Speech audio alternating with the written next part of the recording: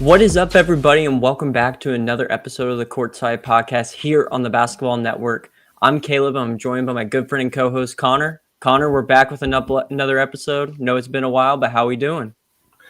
Doing fantastic, man. It is getting cold outside, which means we are getting into the heat of college basketball season. So, gotta love it.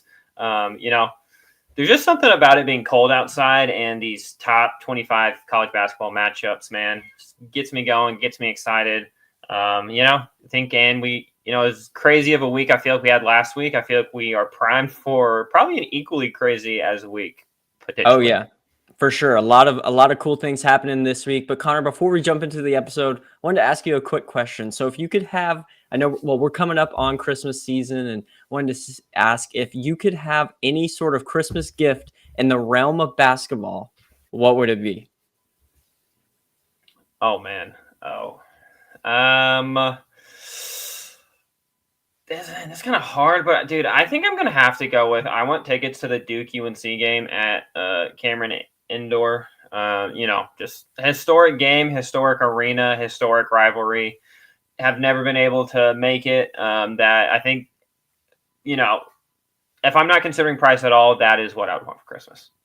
Hey, I'm right there with you. But hey, for me, it's got to be for my Golden State Warriors to get off of this 4-game losing streak that we're on right now. Not looking too hot. Started off strong. Now we're struggling a little bit as of late, but that's my Christmas wish, is that good old Santa Claus can, help grant me that one and get us some wins and turning it around. But before we jump into the episode, I just wanted to say, make sure to like and subscribe on YouTube and give us a 5-star rating and some comments on any of the podcast platforms. But we got a bunch of good stuff in today's episode. We'll be talking college basketball in this one, really going over what is happening in the top 25 with a lot of top teams losing not only one, but 2 or 3 games. Maybe talking about who is the best team in the nation, and then also going over the top games of the week. But with that, Connor, I'll send it over to you to go over our transition 3. Yep, man. I feel like in terms of like basketball news, it was a little bit of a slower week, but I will say we're going to start off with a little bit of sad news today. Old St. John's head coach Lou Seca. Apologize if I did not say his last name right, but I think he's one of their best head coaches they've had. He passed away this week at 99 years old. He had 18 tournament appearances in 24 seasons with St. John's. He was named to the Hall of Fame in 1992, 3-time Big East Coach of the Year, and 526 career wins. Obviously sad, to lose a member of the basketball community. Yeah, very sad indeed. Obviously was a big part of that St. John's community and legacy. And I mean, 18 NCAA tournament appearances in 24 seasons, nothing to joke about, especially getting over that 500 win mark as well. So it's sad for the St. John's family, but hopefully they can, do something nice, obviously, to honor him and his legacy going forward. Yeah, well, jumping right in. I feel like we're doing a 180 here. The NCAA kind of has a scandal on their hands here. I mean, which obviously, NCAA is no stranger to scandals, but there's a player being investigated for point shaving last year. Hysier Miller. Honestly, I really had never heard about him before, but maybe I didn't pay attention to his team that much. But last year he played for Temple. And last year on March 7th, Vegas sent an alert to the NCAA that there was an unusual amount of bets being placed on March 7th for the Temple versus UAB game. And Miller, who averaged 16 points per game, had an uncharacteristically poor game, only scoring 8 points that game. And so he is being investigated right now for point shaving. But just do want to note, he has fully cooperated with the NCAA. He had apparently like an hour or 2 hour long meeting with them, asking questions. And then I think there might be a governmental body also investigating this as well. But Caleb, kind of what are your thoughts on this? I think this is definitely a weird one, and obviously something that we don't want to have any part of any sort of college athletics when it comes to, betting and scandals and everything surrounding that. One thing I found interesting about this story was at the beginning of the day, UAB was a 1.5 point favorite over Temple. And then, as you mentioned, there was a large amount of bets being placed, and they jumped all the way to an 8-point favorite. So obviously, a lot of people were, betting the other way. So, I mean, seeing a 6.5-point jump in a game like UAB versus Temple, which is not, a major game by any means, is definitely something that is concerning and something that obviously the NCAA is going to have to be looking into. But good to see that, he's fully cooperating with the NCAA. So just hoping it isn't something that impacts him too much. But as you know, I mean, he was dismissed from the Virginia Tech basketball team this season due to these allegations. So really hoping we can get that squared away, and hopefully he's back on the court shortly, as long as he's found, not guilty in this way. Yeah, I think the biggest thing, is hopefully he's not found guilty. But if he is found guilty, he can probably say goodbye to any basketball in his future whatsoever.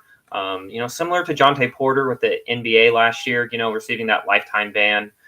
Interested to see how the NCAA handles if he is found guilty. But after two kind of like depressing transition threes to start out the day, we have a happy one, which is going down to Fort Worth. My girl Haley Van Lith has been balling out for TCU this season, averaging 19 points per game, with highlighted by leading TCU to an undefeated season and an upset over number 3 Notre Dame, where she scored 21 points to lead them in that. I don't know. Pretty cool. She's having a good season, a real nice bounce back season. Caleb, what are your thoughts on HVL? She has looked amazing so far and kind of looks like the missing piece for a TCU team that has been pretty good recently, but obviously hasn't been able to get over the hump as maybe the best team in the Big 12. But that's something that we need to have a conversation about right now, is the way that TCU is looking. I know you highlighted that Notre Dame win, or a couple of days ago, but they also beat the number 13th ranked NC State the first game of the season. And then all the other games where they're playing, smaller schools and lesser opponents, they have handled them with ease. This is a team that obviously Haley Van Lith is definitely the one that's running the show, but she's got some good pieces around her as well. I'm excited to see what TCU is going to do the rest of the season. We know they're going to have tough competition going forward as well, especially being in the Big 12. But right now, being ranked at 17th, I would assume they're going to jump up a lot after this win 100%. Over Notre Dame, maybe even in the top 10. So we'll see. But exciting to see, I feel like her stint at LSU last year, ended a little rough, with the not being able to guard Caitlin Clark or anything like that. But good to see that she's, getting a little fresh space over at TCU, and it looks to be paying off early in the season. Yeah, and I just want to highlight, it's nothing wrong with LSU, or their program or their coach at all. I just don't think that was the best situation for her to thrive in. But I think this TCU is like the perfect place for her. Kind of like how Louisville was, she's the focal point of the offense. She can get her shots, she can get other people involved, but she never really had an opportunity at LSU. So it's good to see her back in a situation where she can thrive.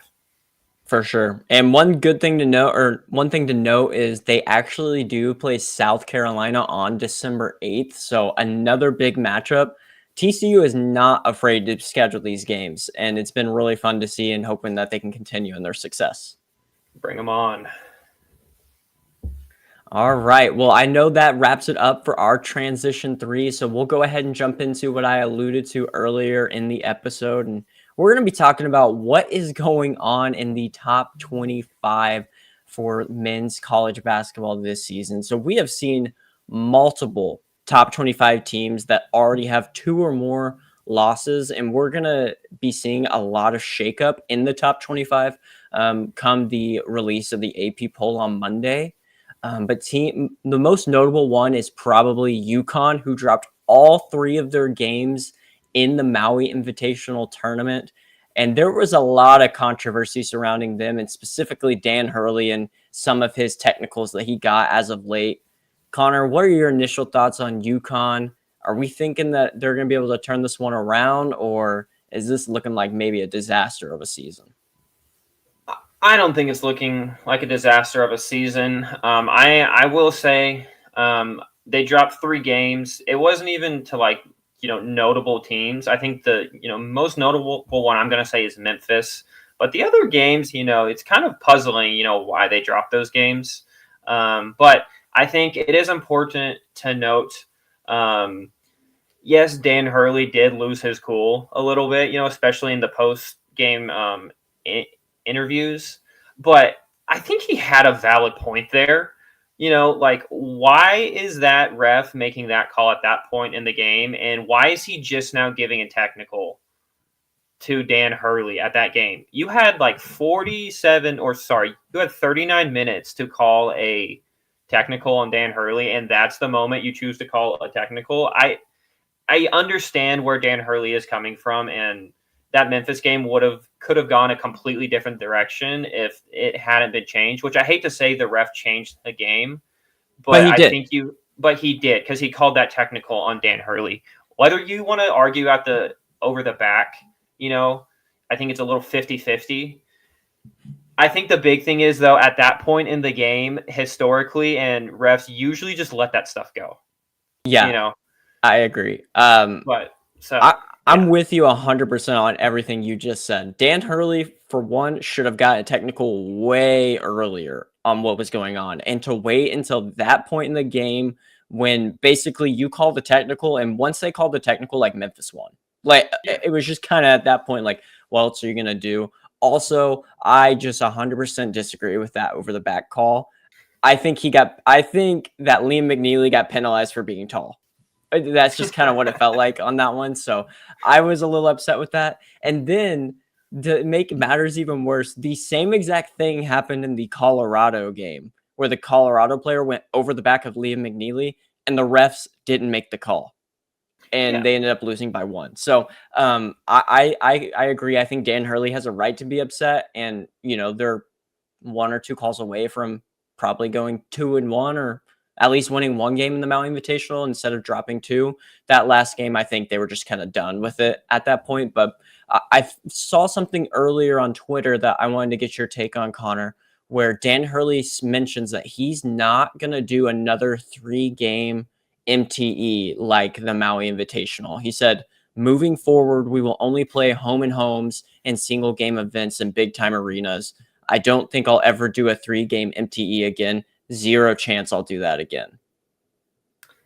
That's interesting, man. I mean, maybe that's just personal preference, because these teams are playing 3 straight games in 3 straight days, which, in college basketball, that's a little bit grueling, especially because typically these tournaments have some pretty high profile teams, like we saw this year.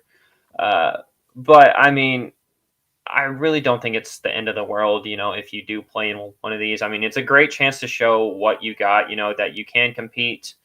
Obviously, I think UConn just had a little bit of a down tournament. But I am going to say, sorry, not to just go off of what the tweet that you just read, but even if they were done with that tournament, that's a horrible look on your program, because essentially, let's say that is like they were just done with their tournament. You just admitted like, oh yeah, we just like gave up, and that is not a good look or a good attitude to have. For sure. Losing by Dayton by 18 points in that last game was definitely not a good look, especially a Dayton team that kind of got portal poached a lot of their players, most notably Kobe Brayo going over to Kentucky.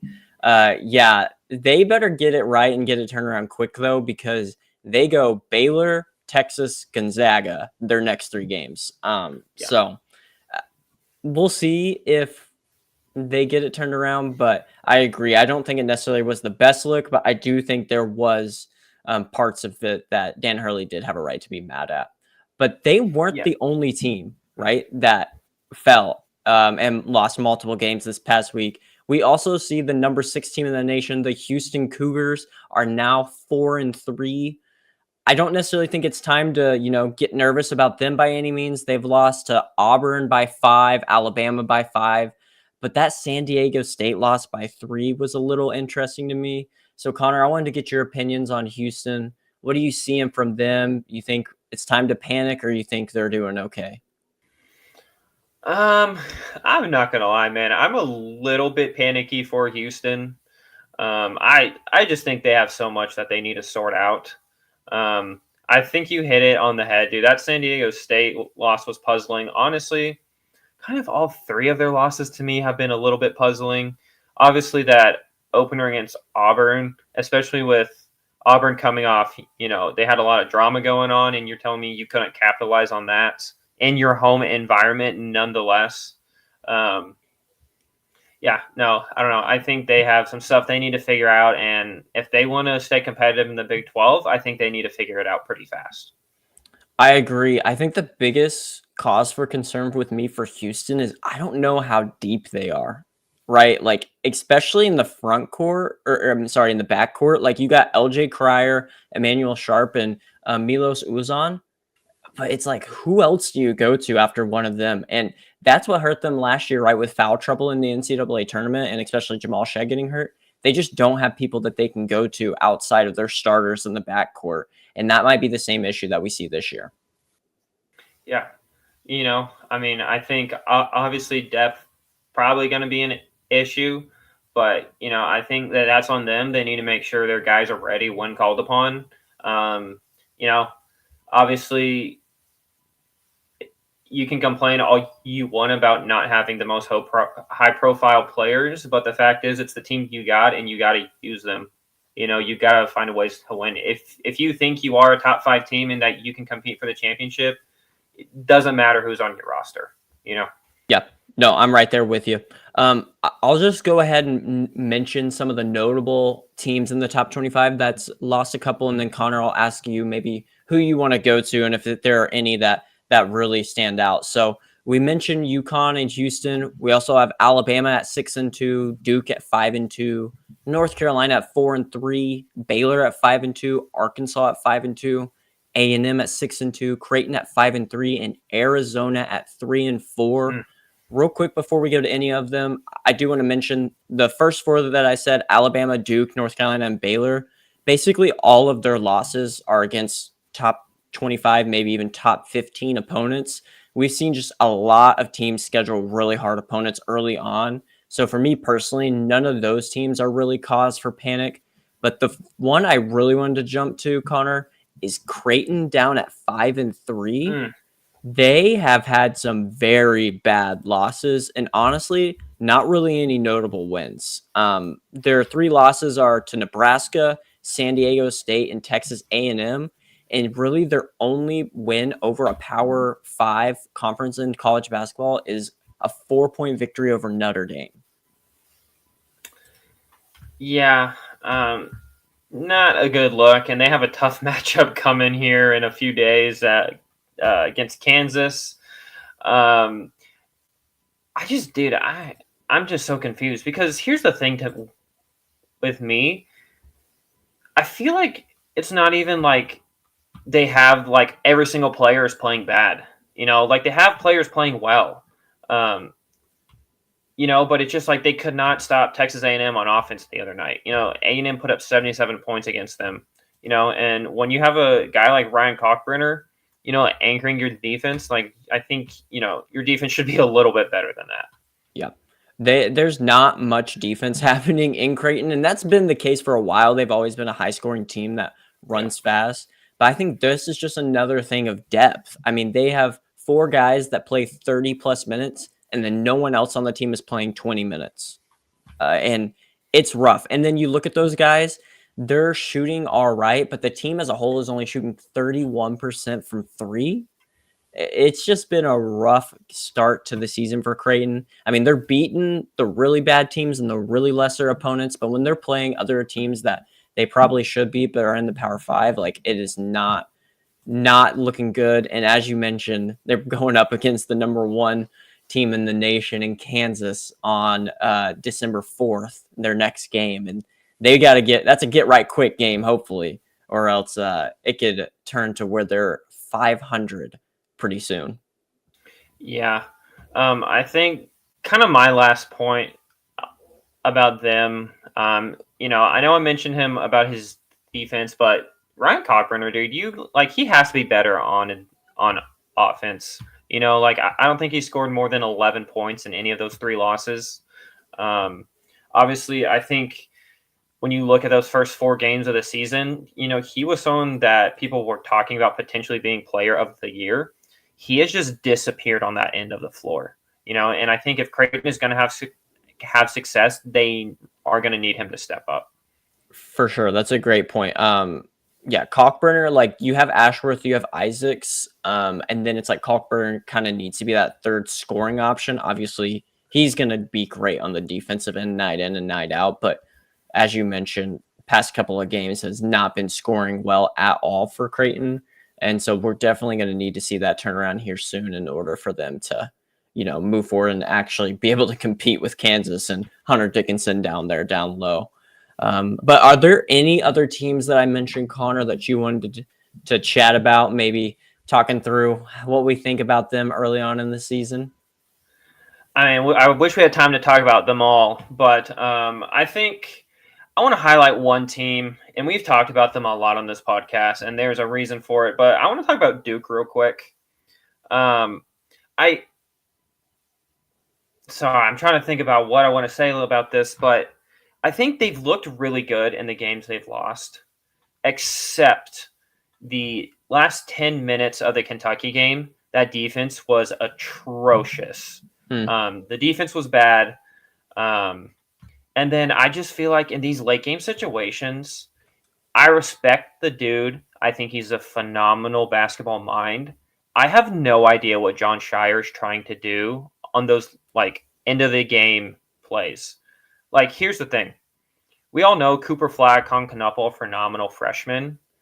But we've seen time and time again in these late games, they're turning the ball over, they're bricking shots, but he keeps going to them in these late game situations over and over and over again, which we've talked about on this podcast so much that they have these two upperclassmen guards and Caleb Foster and Tyrese Proctor. And I just feel like, dude, they have just not been used correctly in these situations. Because I think this is the situation where you need to use them. Because you need someone to take care of the ball and make the right play. And it just kind of seems like John Shire's late game play is, oh, let's give the ball to Cooper Flagg. Even if he gets triple teamed, we're going to pass him the ball. I agree. I would love, they did this with Con and Cooper in that Kansas game at the end where they put them in a pick and roll and Con had the ball. But if you look at Con's stats, it's like if he plays in Cameron Indoor, he's lights out, plays great. If he's away, he disappears. And, well, he doesn't necessarily disappear because that dude keeps shooting, but it's just not going the way you would want. And if you look at the way that Tyrese Proctor has been playing this year, I think he needs to get a lot more respect, not only from the, national media, but also from the Duke Blue Devils coaching staff.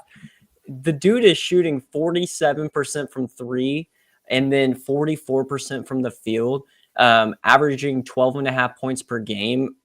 He has been playing great. I would love to see the ball in his hands at the end of the game. And you can run the screen if you want Cooper involved. I'm totally fine with that.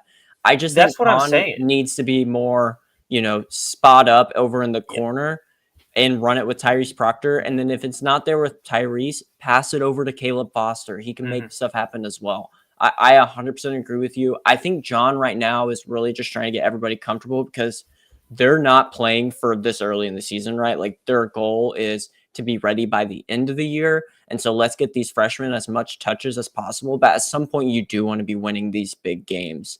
But one thing I did hear from John Shire was right now, sometimes the offense is looking stagnant. And the reason being is he's not necessarily calling plays on offense. Like he wants the guys to move and cut and have a feel for the game without him having to call plays, which I found was really interesting and kind of makes sense with the way that this offense has looked at times, because when this offense is just out in transition, they look phenomenal. But sometimes in these half court sets, it looks like they don't know what they're doing. And it would make sense that he's not calling any plays why they look like that. Yeah. And this can be our last point if we need to move on. Because I know we're kind of, we got a timer here. But it's just like I just don't understand that, which I know it's like you're not even in ACC play yet. This is, they haven't even played 10 games yet. But my thing is, at least as of Saturday, Cooper Flagg was their leading passer with like 3.5 assists a game. Yeah. Which, when you have Tyrese Proctor and or Caleb Foster on your team, one of those guys should be your leading assist man with at least 6 assists per game. You Hmm. know, with the team they have together, and which I feel like that kind of goes back to the not calling plays thing. You know, because once again, it just seems like their game plan is to get it to Caleb Flagg. If he doesn't have it, they're going to give it to Con Knuppel, and then if that doesn't happen, it just seems like they don't know what to do on offense. Yeah. No, I'm right there with you. I definitely think that they need to be relying a lot more on their, more senior guards. And then last thing I'll mention before we jump into our next point is because I feel like this guy has to be mentioned for what he's been doing. Malik Brown, we see you. You are an absolute dog on the defensive end, averaging 2 steals and a block a game. But that's not all he does. I mean, if you just watch that guy on the defensive end, he is so fun to watch. Hands are in the passing lanes. Like nobody wants to go up on him. I think he should be playing maybe a few more minutes. Right now, around 19 minutes a game, maybe even more than what Mason Gillis is playing. I just feel like we have to mention him for what he's been doing for this Duke team because he is an absolute stud on the defensive end. But with that, Connor, I'll pass it over to you and you can take us into our next section. Yeah. So obviously we've been talking about some teams that maybe have had some disappointing starts, but I think a couple teams that have met or exceeded expectations are Auburn and Kansas. And I think they have by far and wide looked like the 2 best teams in the country so far. So my question is Auburn or Kansas the team to beat this season? So Caleb, I'll let you take it first. Yeah.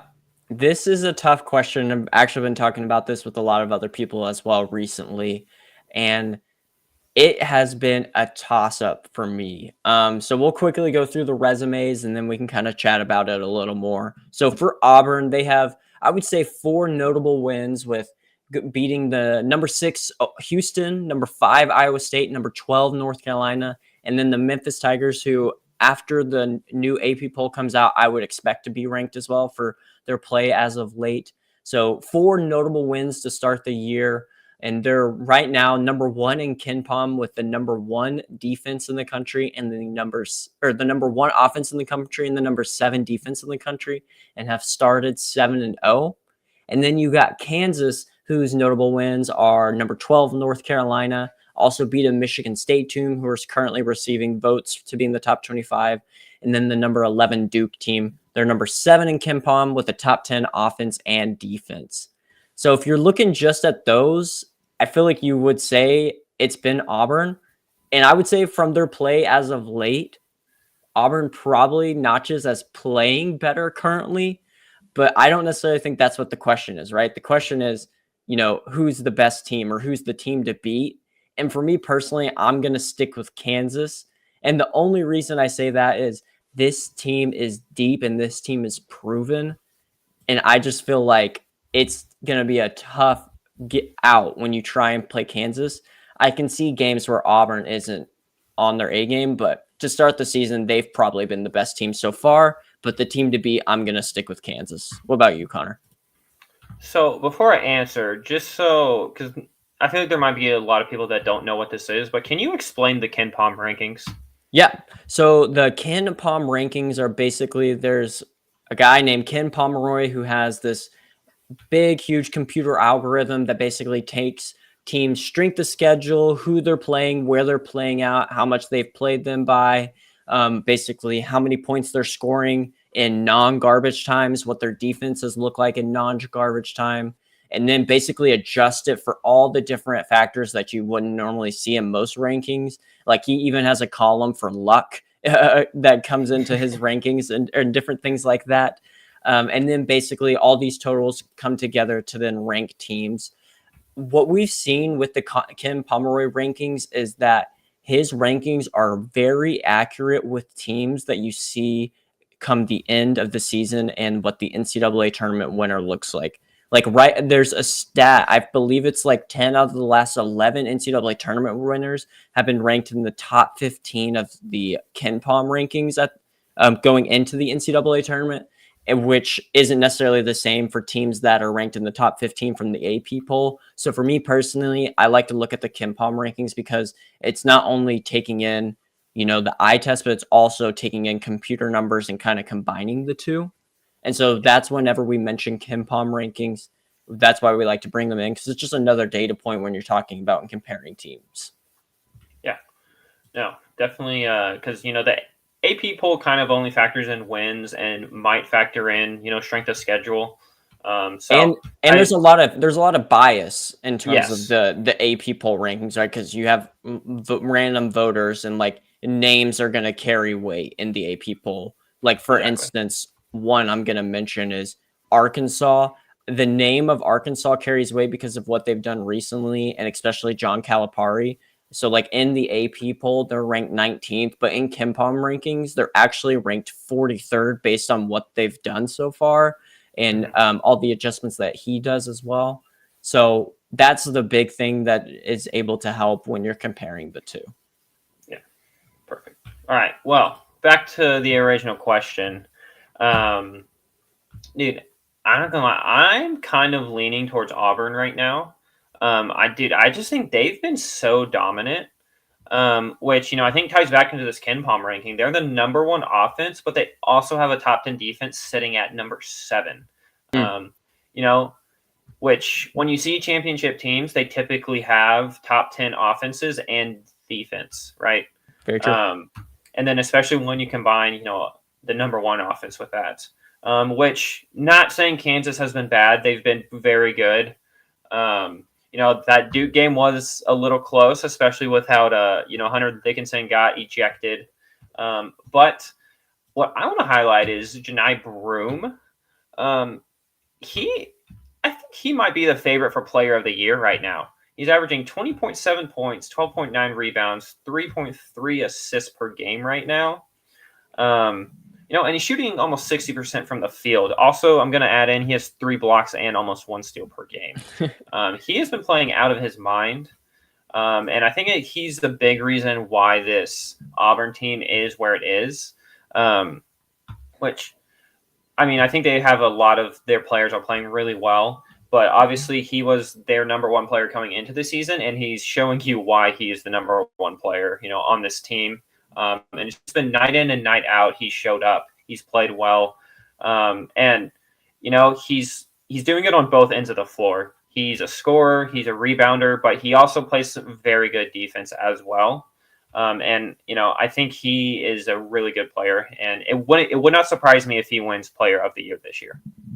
I 100% agree. Janai Broome has been on a tear. So you mentioned his stats. One thing to note is he leads the team in points, rebounds, assists, blocks, and he's 0.1 steals per game away from leading them there. He's also shot around 35% from 3, which is kind of a step up in his game as well. So is able to knock it down there. The one thing, so you brought up a good point, right? With Hunter Dickinson getting, ejected from the game, and then they're still able to go on and beat a Duke team. That's the one thing with Auburn I don't know if they can do. If Janai Broome is not in the game, can they do that same thing? You know what I'm saying? Like they have a lot of great players as well around Janai Broome. Like Chad Baker-Mazara is great. You also have Denver Jones, Miles Kelly, Dylan Cardwell has been playing great as well. I'm just curious and wanting to see a game where Janai Broome is not able to, he fouls out or something like that. Can they close without him? Because we saw Kansas do that against a Duke team that I think is going to be really good and is good. I'm just interested to see if Auburn's going to be able to do the same. And we're going to see that matchup for Auburn-Duke on Wednesday as well. So we're going to be able to compare that way. And then the other thing for me between the comparison of Auburn and Auburn and Kansas is the backcourt. Like Auburn has great front court, especially with Janai Broome, as you mentioned, leader for Player of the Year right now. But can that backcourt, do we have trust in that? Because when it comes to March, you can't always lean on your big guy. I mean, you see Purdue, they had Zach Edey, brought him all the way to the national championship game. But when you got there, those guards got to make plays. Is Auburn going to have the guards that are able to do that? So far, they've been able to, but we'll see if they're able to do that. Just for me personally, right now, I'm trusting Kansas's guards just a little bit more. Yeah, definitely understandable. I mean, Dwan Harris has played very well. He's up to 6 assists a game, 1.5 or 1.7 steals. Um, but yeah, no, I mean, I definitely see what you're saying that Kansas's guards are a step above Auburn's. But I will say, Auburn's been winning. And I think, you know, sometimes you don't need the better players. Sometimes you just need to win. You know, Very true. which is what we've seen. I think this year a lot, especially this past week. But yeah, so obviously I'm Auburn. You're Kansas. Excited to see how these teams do, especially with conference play starting in just a couple weeks. So getting excited. Yeah, we just need them to drop the Big 12 SEC challenge. They need to get rid of the Big 12 Big East battle, the SEC ACC challenge. Just drop the Big East and ACC, put together the Big 12 and the SEC. And I need to see Auburn and Kansas play. So as of right now, they are the two best teams in the country the way they've been playing. So I'm hoping we see that matchup in the NCAA tournament for sure. Haven't they done a Big 12 SEC in the past? Yes, they used to do it. I remember because Oklahoma State used to play Arkansas a lot. Yeah. I believe both they ended that relationship, and then it was like the Big 12 and Big East paired up, and now the SEC and ACC has paired up, which leads us perfectly into our next segment, talking about the top games of the week. So the Big 12 Big East battle and the SEC ACC challenge is this week, and do we have some matchups for you? It is going to be an insane week of basketball here in the realm of college basketball. We have on Wednesday night, number 1 Kansas versus number 21 Creighton. And then we have Baylor at UConn, number 17 versus number 2. We also have Marquette at Iowa State, which is another top 20 matchup. Auburn, Duke, and Alabama, UNC, all top 25 matchups happening on Wednesday night. I mean, if you don't have anything to do, you better be glued to that television because it's going to be some great games. Yeah, no, for sure. Yeah, who are you liking in that Kansas Creighton game? I think I probably have know the way you're leaning just based on how the two teams are performing, but don't want to Yeah. speak for you. Yeah, no, where you're thinking is exactly where I'm heading. Give me Kansas over Creighton. Kalkbrenner is going to have to play huge in order to limit Hunter Dickinson. And they've just been struggling as of late, the Creighton Blue Jays. I see Kansas kind of rolling on this one, even though it's at Creighton. It's going to be a pretty big matchup because it is somewhat of a rivalry, right, with Kansas versus the Nebraska State ties to that. But give me Kansas to beat Creighton. Honestly, I think Kansas is going to beat them pretty easily. I think right now the line is, around, I want to say 8 points. And so I would honestly take Kansas on that one. But Connor, what do you think on it? Yeah, I mean, I'm probably going to go with Kansas. I think it's going to come down to how Cockburner can guard Hunter Dickinson. But I will say, I think, like we hinted when we were talking about Auburn and Kansas, I think Kansas might just have a little bit more firepower than Creighton does, just all around. I know we've talked about them and their depth they've had, their guards, and I think we saw them play, especially in how they squeaked out of that Duke game without their best player on the floor for pretty much the second half. So, yeah, I'm going to go Kansas. I will say it won't surprise me if it is a little bit closer than you're expecting, though, just because, Creighton can catch fire as well. Very true. All right. Next game, we got Baylor at UConn. Who are you picking? You know what? I'm sorry, Dan Hurley, but you might be losing 4 out of your last 5. Give me the Baylor Bears. Honestly, shout out to you, Madeline. Got to do it for you as Weiss Baylor alum. So give me the Baylor Bears. If not, I might be getting a talking to. So give me the Bears in this one. I'm going to disagree with you here. Baylor, I know we briefly talked about them as they're a team that has lost a couple of games early on. I'm not very high on Baylor right now. They've kind of been struggling, which I know UConn has as well. But I think two of those games, I think you can argue were not their fault. But so I'm sticking with UConn. I think they'll right the ship. Hey, I see it. All right. Hey, Marquette, Iowa State. Connor, I'm gonna send it back to you. Who do you got? Yeah, I'm going Iowa State. I think they're just a better team, top down. Might be my Big 12 bias here, but I like them. I'm actually going to disagree with you on this one. Marquette, I'm going to go with him because of Cam Jones. He Mm. is really underrated right now. Honestly, could be battling Janai Broom for that player of the year, currently averaging 19 and a half points, 4.5 rebounds, and 6 assists a game to go along with a steal and a half. Shooting 45% from three. Looks amazing. This Marquette team can score and can score a lot. I think Iowa State, it's really just going to be Iowa State and their defense versus Marquette and their offense. And the way Cam Jones has been playing, I think that team's going to be rolling. But a really close matchup, but give me Marquette. All right. Well, next one. Got a couple heavyweights here. We got Auburn at Duke. I'm going to note this is at Cameron Indoor Stadium or Arena, Caleb. So, what are your thoughts here? You know what? I've been picking them for each of their big games, and they haven't pulled through so far. But give me the Duke Blue Devils again. This one's at Cameron, so Khan's going to be hitting hopefully in this one. And for me personally, I mean, Duke is undefeated if they hit their open threes. They have missed a ton of open threes in that Shooting's Kentucky an and issue. Kansas game. But I think with this one being in Cameron Indoor, they shoot a lot better. So give me the Duke Blue Devils to give Auburn their first loss of the season, but it's definitely a close one. I'm actually sticking with Duke as well, purely because it's a home game. If this is an away game or a neutral site game, I'm going Auburn 100%. I agree with you fully. Yeah, so yeah, I'm sticking with Duke. Which next one, hopping over just a couple miles down the road, actually, we got Alabama at UNC. This is an interesting matchup right here. Yes, very interesting matchup. UNC looking a little rough right now, being 4-3 and losing their last two games. I mean, it is at North Carolina, so they're going to be ready to play, but I think I'm going to go with Alabama on this one. I mean, they're also not playing too well right now. I mean, they're 6-2, but did just lose to Oregon in the Players Era Festival, but only by 2 points. I think they're going to get back on track. I think Alabama is a little underrated right now, especially after their 2 losses. So I think they're going to beat North Carolina. I also think North Carolina might just be a little overrated.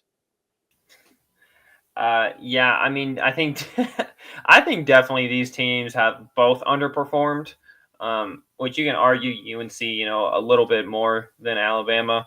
But once again, Alabama, when their offense is not clicking, this team is not going to win. It's not even, they maybe aren't going to win. It's they're not going to win. They have no defense, So if this is a low scoring game, I'm actually going UNC. Mark Sears really has not been playing all too well. And the fact that it's a home game, I'm going with North Carolina. Gotcha. All right. Well, we got 2 games on Saturday. I did want to quickly go over, Connor. We got Gonzaga at Kentucky and then Wisconsin at Marquette. The first one I want to talk about, though, is Wisconsin at Marquette. Who do you have? What are your thoughts? And who do you like to win?